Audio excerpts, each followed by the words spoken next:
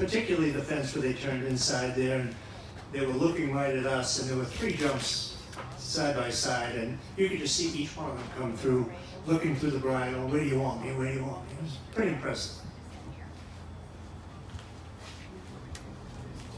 All right, so what were all of your favorite parts about the whole challenge? And for you, were you surprised that everyone forgot jump number 2? And did you guys know about that? Or was there like a thought in the back of your mind that there might be this jump, but that other people weren't doing it, so you just stayed? Well, I am very embarrassed about the fence too. But it was a great learning experience. I'll make sure to raise my hand and make sure I clarify the work off for the future. And my favorite part from the rounds was definitely the switch. I love the pressure, and I love riding other horses, so that was really fun for me. That was also pretty embarrassing, and the funny part was Caitlin and I were sitting there asking each other, do we do it, do we do it? Neither of us did it. My favorite part was also the horse swap, because our horses could not be more different, and I think we both adapted them pretty quickly and did the best we could. Again, it was very embarrassing, but it does teach you that you should raise your hand, and it is very important to not follow the leader. I knew for a fact that they said 2, but I watched 3 people do something different, and I didn't risk it, which I should have because it was correct. And my favorite part was also the switch, because I think it really designates and shows who the real riders are and how you adapt to horses. It also teaches you to watch the horses in the class. Like, you should watch all of round 1 and see what every horse rides like, because you'll never know who will be in the test. So you know what they look like. Forgetting jump 2 is a great learning experience. Will not happen again.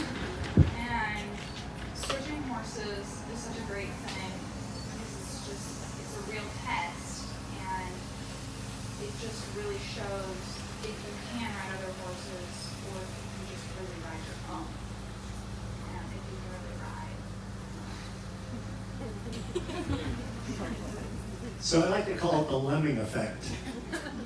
When you have you've seen it at regular horse shows occasionally, in a test, same thing happens. When the first one goes off course, everybody follows. It is a learning experience, and that's what you should take out of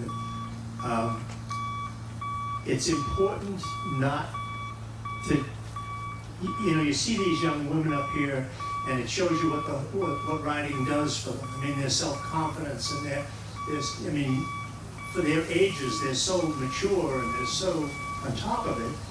And in that instance, they need to have that too, be that sure of themselves to say, I'm not sure I understand this, or I know I heard him say too, and do it. But it is a learning experience, and that's the way it works. And so I wouldn't take too much out of it. Like I said, there was wonderful riding going on all day. You all rode beautifully. You all could have won. And, that's the way it is for today. On the switching of horses, it's very, very rare that it happens today. It used to happen a lot back in the day, as probably Jim could tell you, and others.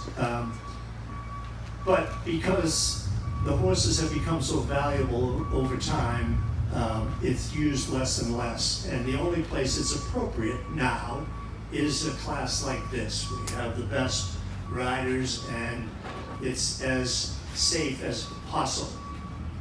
I didn't feel any concern that any of those riders on any of those horses, and that would not be the case very many places. So it's a great test, it's the ultimate test, and it can only be used in very certain circumstances.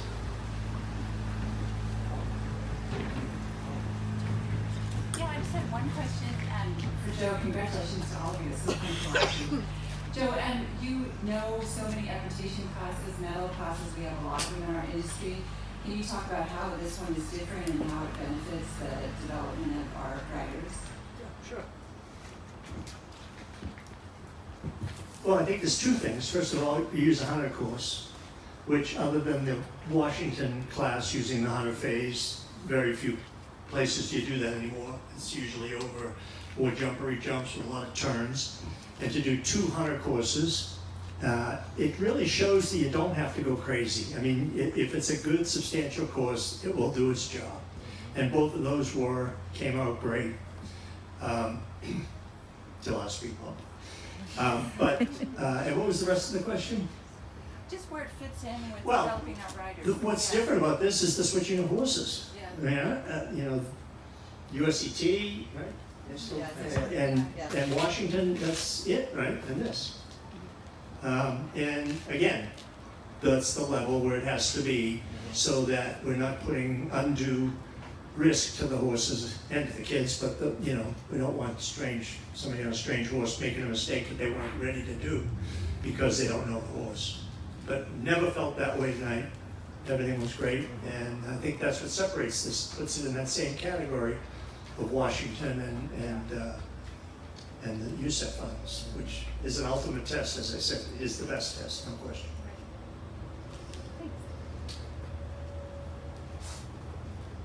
So I think that's it. Does anyone have other questions? All right, well, thank you and congratulations again.